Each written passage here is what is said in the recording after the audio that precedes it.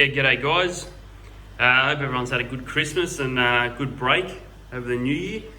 I thought I'd do a quick video, and this one has to be quick because it's about 9 o'clock here, 10 past 9, and the timer's about to go off on the light, so I might get beaten by it. But I've gone to ground a little bit over the last couple of months, stopped making some videos, so I thought I'd make one. But as you can see, the tank's a little bit worse for wear. There's some water stains down the front of it. There's some algae at the bottom of the tank. It's due for a water change. I mean, I've kept up the water changes. It's only a week since the last water change, a week and a couple of days.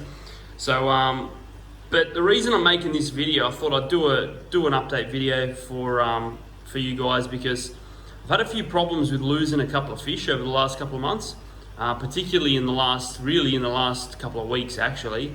And I think that's really got to do with aggression problems and bullying, and also a bit of the aquascape or hardscape of the tank itself. So I'll just run through my plans for the next this weekend, if I can really get around to it. I've got a couple of ideas. As you can see, the blue dolphin's up there in the container, being kept out of harm's way. He was getting picked on by that big frontosa at the right of the screen. Yeah, I don't know, they look similar, I guess, according to the frontosa, so he's having a go at him.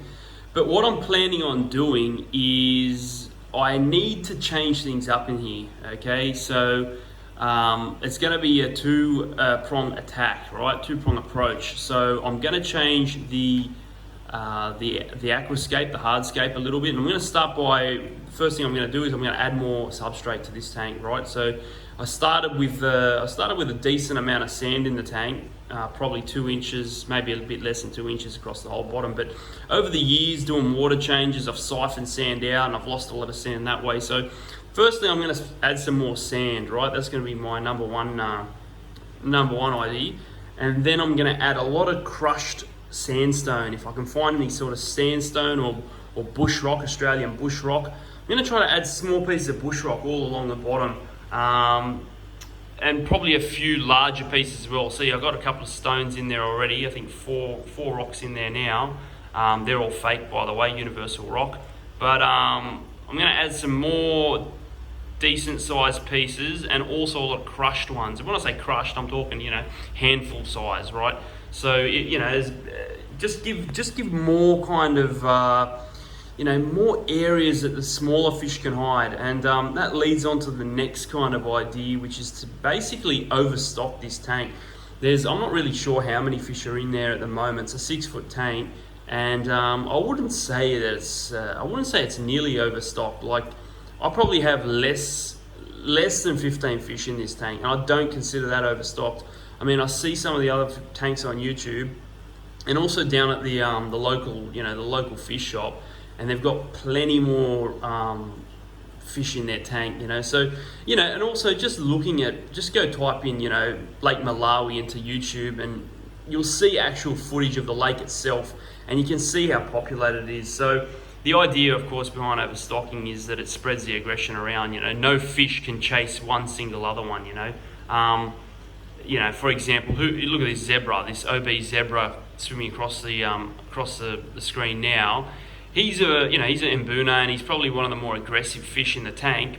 But if you have a whole range of fish in that tank, 20, 30 fish in a tank, he can't focus on one particular fish. With 15 in the tank, he can get his eye on one and he can chase it. This little red empress here, down here, he's got a bunged up eye. You can see that eye there on the left there. You can see he's got his eyes. Someone's had a go at his eye. Most likely that was that zebra. But getting more fish into this tank, that could potentially help this problem. Basically, it's there's no guaranteed method with cichlids, African cichlids. These guys are hardwired to be aggressive. It's in their DNA. They have to be aggressive because they're competing for space. They're competing for food. They're competing for females. They're just competing constantly. The lake is so densely populated that there it is. There's the light. But I'll wrap it up. that's the plan. If I get round to it this weekend, I'm going to do it. So I'll let all you guys know, see how we go. Thanks, see ya.